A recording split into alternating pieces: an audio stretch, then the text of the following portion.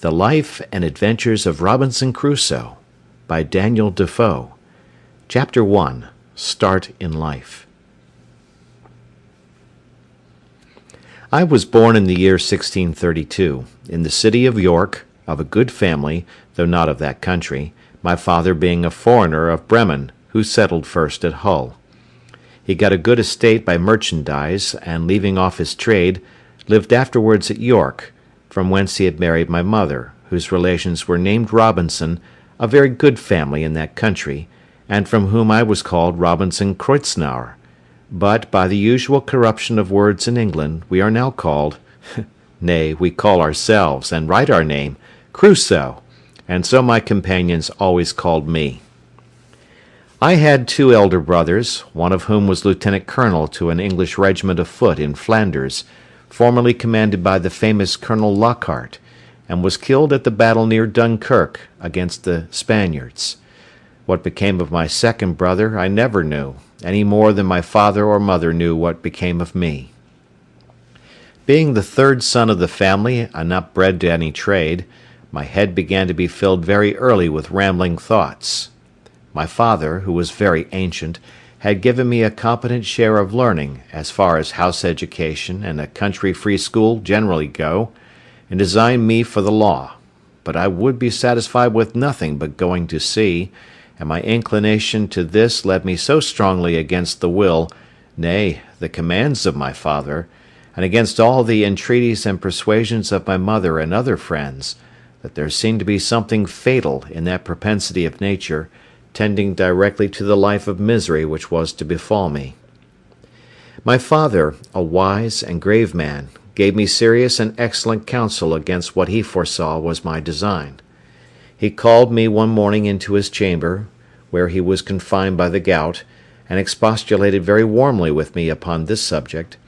He asked me what reasons, more than a mere wandering inclination, I had for leaving father's house and my native country, where I might be well introduced, and had a prospect of raising my fortune by application and industry, with a life of ease and pleasure. He told me it was men of desperate fortunes on one hand, or of aspiring superior fortunes on the other, who went abroad upon adventures, to rise by enterprise and make themselves famous in undertakings of a nature out of the common road, that these things were all either too far above me or too far below me, that mine was the middle state, or what might be called the upper station of low life, which he had found, by long experience, was the best state in the world, the most suited to human happiness, not exposed to the miseries and hardships, the labour and sufferings of the mechanic part of mankind, and not embarrassed with the pride, luxury, ambition, and envy of the upper part of mankind. He told me I might judge of the happiness of this state by this one thing, that this was the state of life which all other people envied,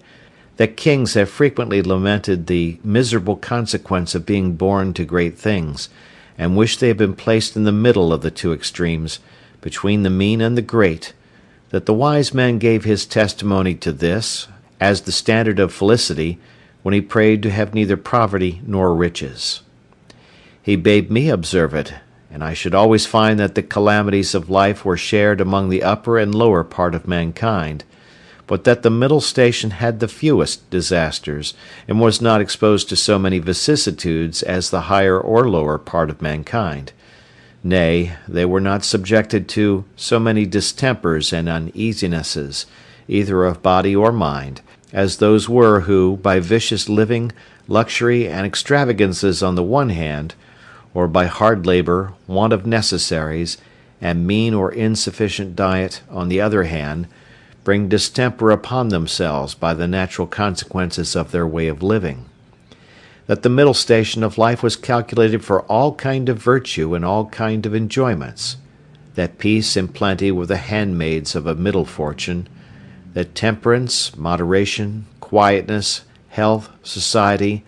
all agreeable diversions and all desirable pleasures were the blessings attending the middle station of life,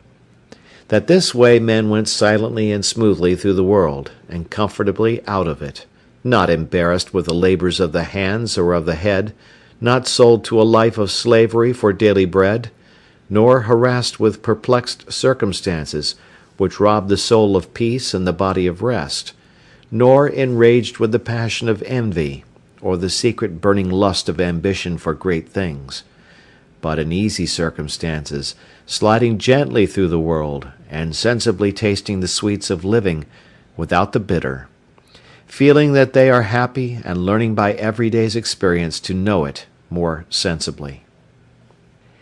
After this he pressed me earnestly, and in the most affectionate manner, not to play the young man, nor to precipitate myself into miseries which nature and the station of life I was born in seemed to have provided against,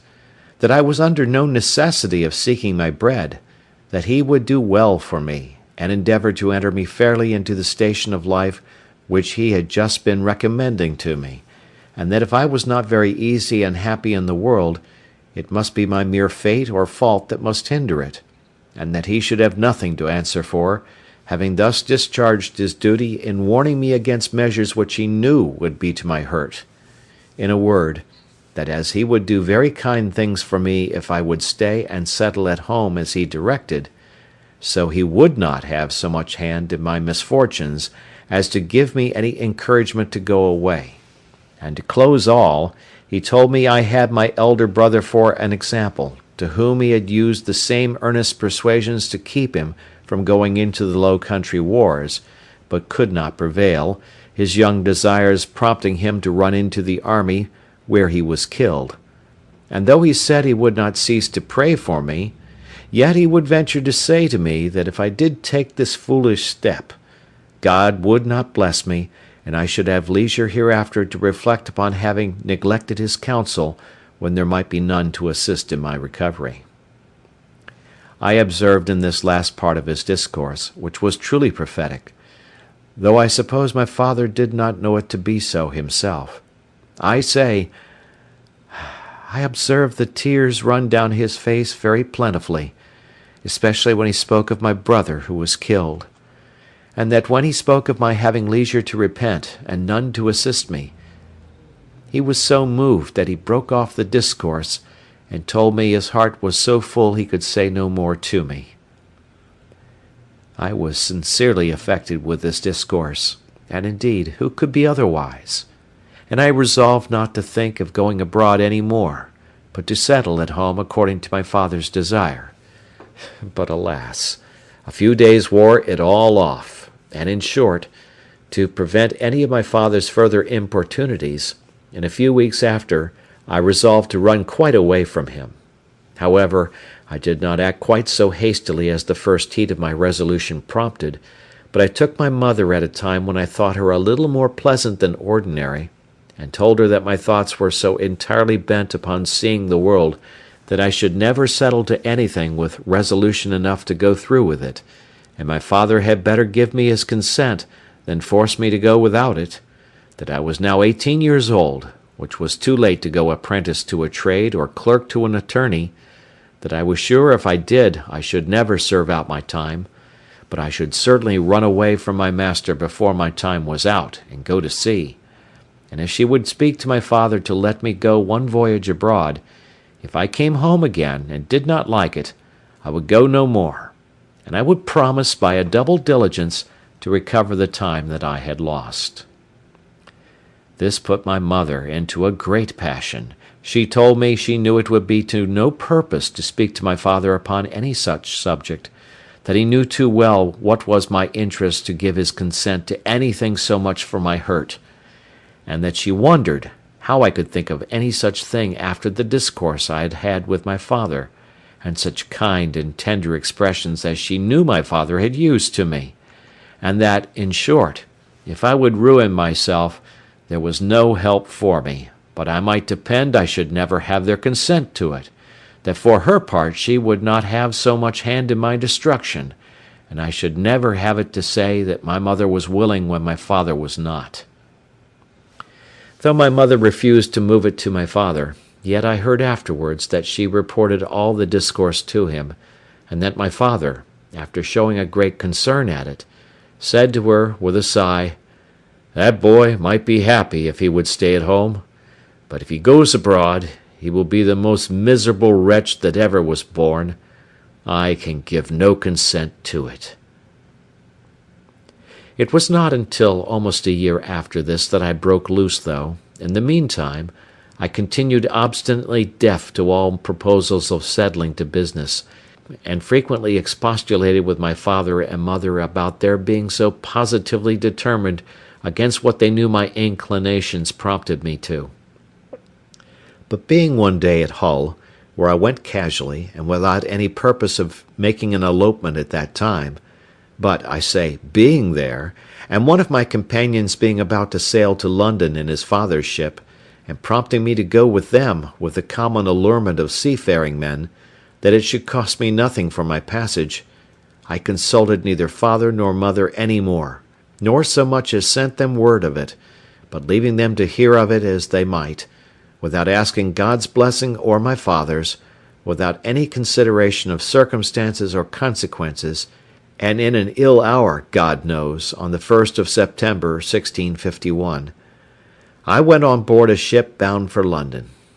Never any young adventurer's misfortunes, I believe, began sooner or continued longer than mine. The ship was no sooner out of the Humber than the wind began to blow and the sea to rise in a most frightful manner, and, as I had never been at sea before, I was most inexpressibly sick in body and terrified in mind. I began now seriously to reflect upon what I had done, and how justly I was overtaken by the judgment of Heaven for my wicked leaving my father's house, and abandoning my duty. All the good counsels of my parents, my father's tears, and my mother's entreaties came now fresh into my mind, and my conscience, which was not yet come to the pitch of hardness to which it has since, reproached me with the contempt of advice and the breach of my duty to God and my father. All this while the storm increased, and the sea went very high, though nothing like what I have seen many times since. No, nor what I saw a few days after. But it was enough to affect me then, who was but a young sailor, and had never known anything of the matter. I expected every wave would have swallowed us up, and that every time the ship fell down, as I thought it did, in the trough or hollow of the sea, we should never rise more. In this agony of mind, I made many vows and resolutions that if it would please God to spare my life in this one voyage, if ever I once got my foot upon dry land again, I would go directly home to my father, and never set it into a ship again while I lived, that I would take his advice, and never run myself into such miseries as these any more. Now I saw plainly the goodness of his observations about the middle station of life, how easy, how comfortably he had lived all his days, and never had been exposed to tempests at sea or troubles on shore, and I resolved that I would, like a true repenting prodigal, go home to my father. These wise and sober thoughts continued all the while the storm lasted, and indeed some time after. But the next day the wind was abated, and the sea calmer, and I began to be a little inured to it. However, I was very grave for all that day, being also a little seasick still. But towards night the weather cleared up, the wind was quite over, and a charming fine evening followed. The sun went down perfectly clear, and arose so the next morning, and having little or no wind, and a smooth sea, the sun shining upon it, the sight was, as I thought, the most delightful that ever I saw. I had slept well in the night, and was now no more seasick, but very cheerful, looking with wonder upon the sea that was so rough and terrible the day before, and could be so calm and so pleasant in so little a time after.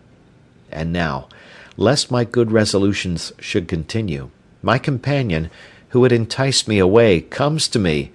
"Well, Bob," says he, clapping me upon the shoulder, "how do you do after it? I warrant you were frighted, weren't you, last night, when it blew but a capful of wind?"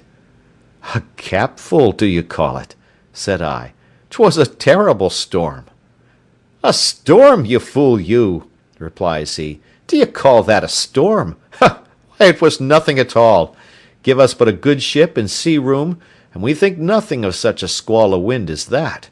But you're but a freshwater sailor, Bob. Come, let us make a bowl of punch. and we'll forget all that. Do you see what charming weather 'tis now?"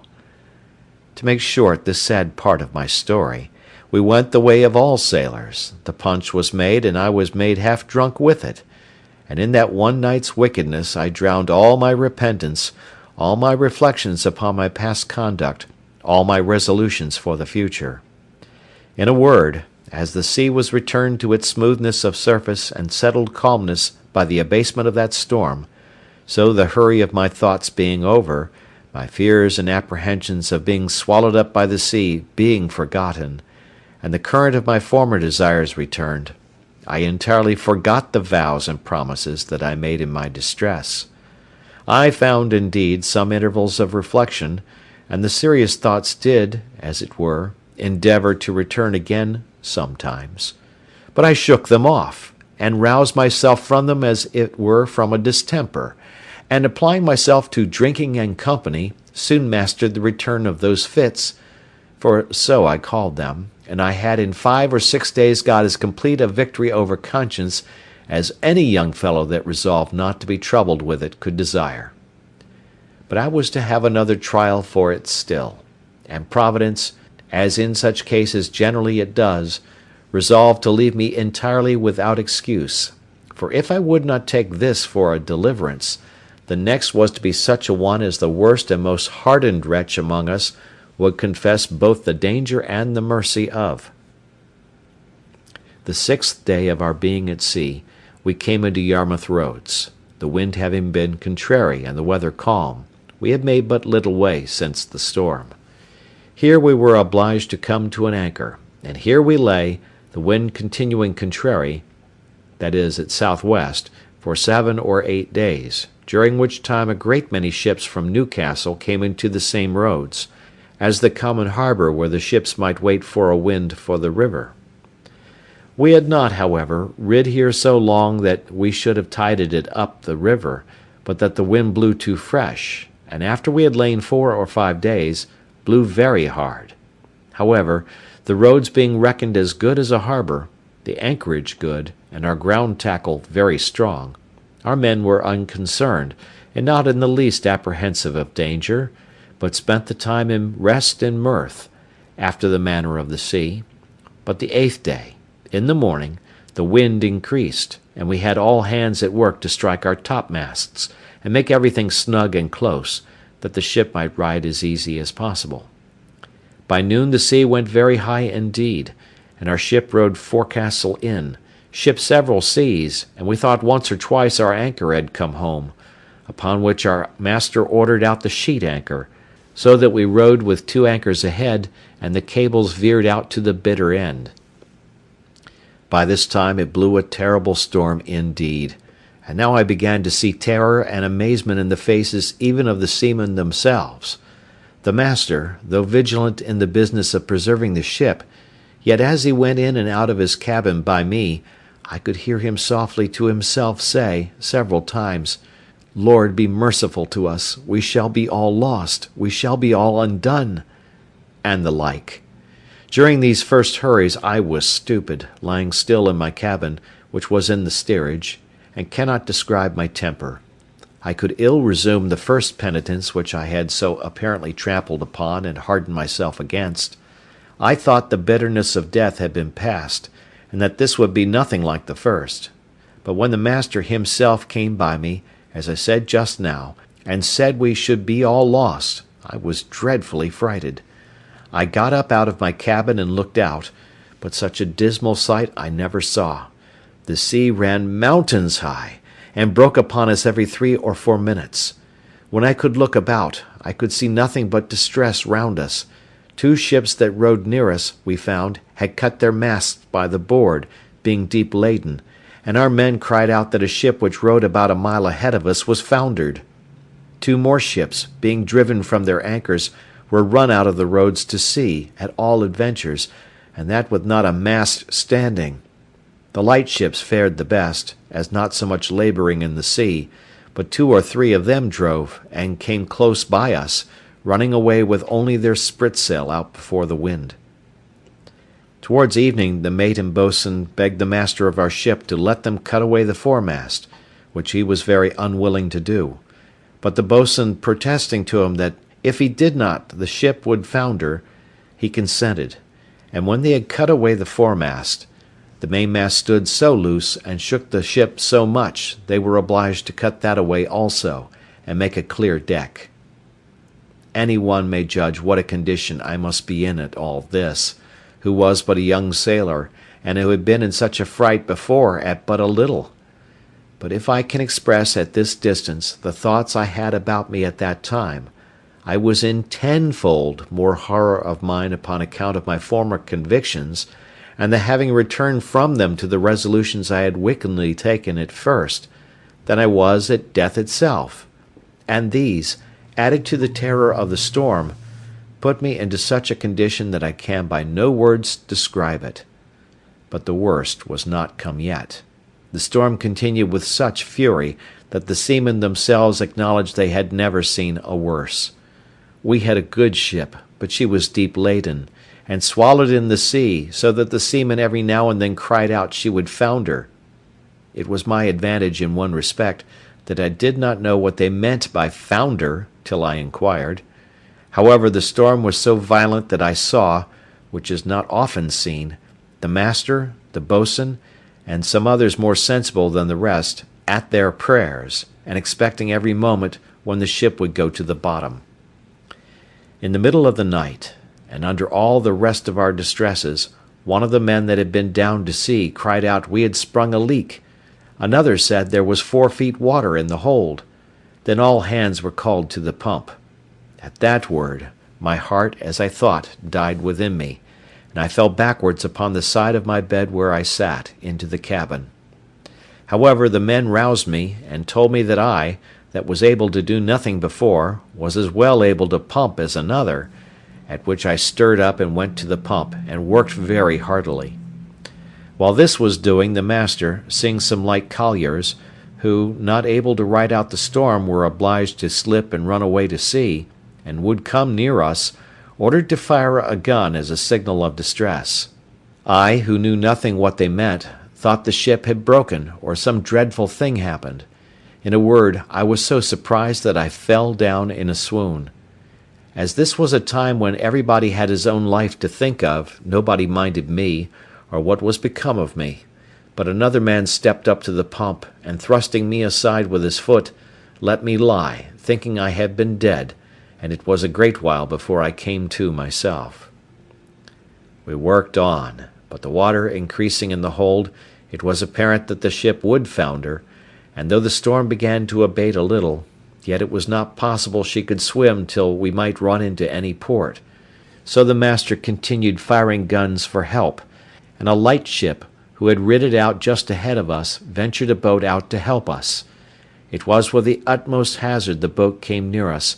but it was impossible for us to get on board, or for the boat to lie near the ship's side, till at last the men rowing very heartily, and venturing their lives to save ours, our men cast them a rope over the stern with a buoy to it, and then veered it out a great length, which they, after much labour and hazard, took hold of,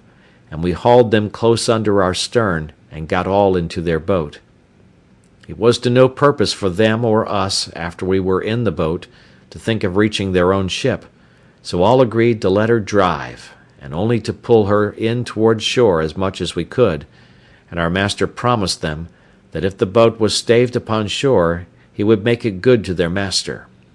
So partly rowing and partly driving, our boat went away to the northward, sloping towards the shore almost as far as Winterton Ness. We were not much more than a quarter of an hour out of our ship till we saw her sink, and then I understood for the first time what was meant by a ship foundering in the sea. I must acknowledge I had hardly eyes to look up when the seamen told me she was sinking, for from the moment that they rather put me into the boat than that I might be said to go in, my heart was, as it were, dead within me, partly with fright, partly with horror of mine, and the thoughts of what was yet before me. While we were in this condition, the men yet labouring at the oar to bring the boat near the shore, we could see, when, our boat mounting the waves, we were able to see the shore, a great many people running along the strand to assist us when we should come near, but we made but slow way towards the shore, nor were we able to reach the shore till, being past the lighthouse at Winterton, the shore falls off to the westward towards Cromer, and so the land broke off a little the violence of the wind. Here we got in, and though not without much difficulty, got all safe on shore, and walked afterwards on foot to Yarmouth, where, as unfortunate men, we were used with great humanity, as well by the magistrates of the town, who assigned us good quarters, as by particular merchants and owners of ships, and had money given us sufficient to carry us either to London or back to Hull as we thought fit.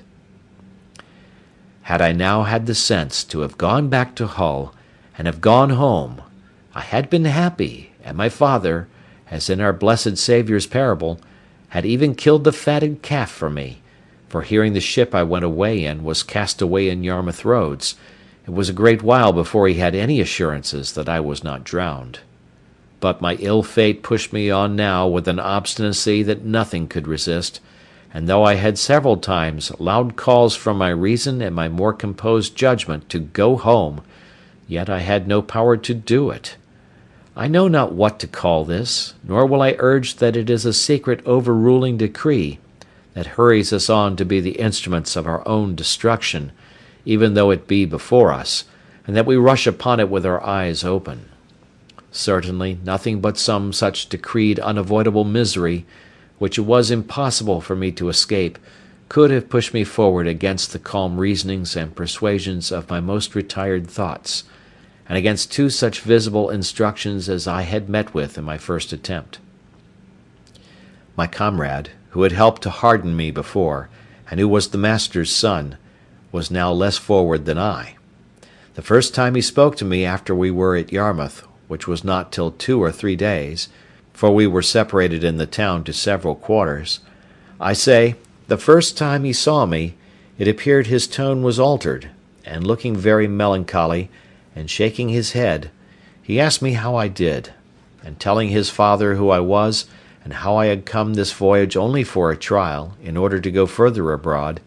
his father, turning to me with a very grave and concerned tone, "Young man," says he, "you ought never to go to sea any more. You ought to take this for a plain invisible token that you are not to be a seafaring man." "Why, sir," said I, "will you go to sea no more?" "That is another case," said he. "It is my calling, and therefore my duty, but as you made this voyage on trial, you see what a taste heaven has given you of what you are to expect if you persist. Perhaps this has all befallen us on your account, like Jonah in the ship of Tarshish. Pray," continues he, "what are you, and on what account did you go to sea?" Upon that I told him some of my story, at the end of which he burst out into a strange kind of passion. "What had I done," says he, "that such an unhappy wretch should come into my ship? I would not set my foot in the same ship with thee again for 1,000 pounds." This indeed was, as I said, an excursion of his spirits, which were yet agitated by the sense of his loss, and was farther than he could have authority to go. However, he afterwards talked very gravely to me, exhorting me to go back to my father, and not tempt Providence to my ruin, telling me I might see a visible hand of heaven against me. "And, young man," said he, "depend upon it, if you do not go back, wherever you go, you will meet with nothing but disasters and disappointments, till your father's words are fulfilled upon you." We parted soon after, for I made him little answer, and I saw him no more. Which way he went, I knew not. As for me, having some money in my pocket, I travelled to London by land, and there, as well as on the road, had many struggles with myself what course of life I should take, and whether I should go home or to sea. As to going home, shame opposed the best motions that offered to my thoughts,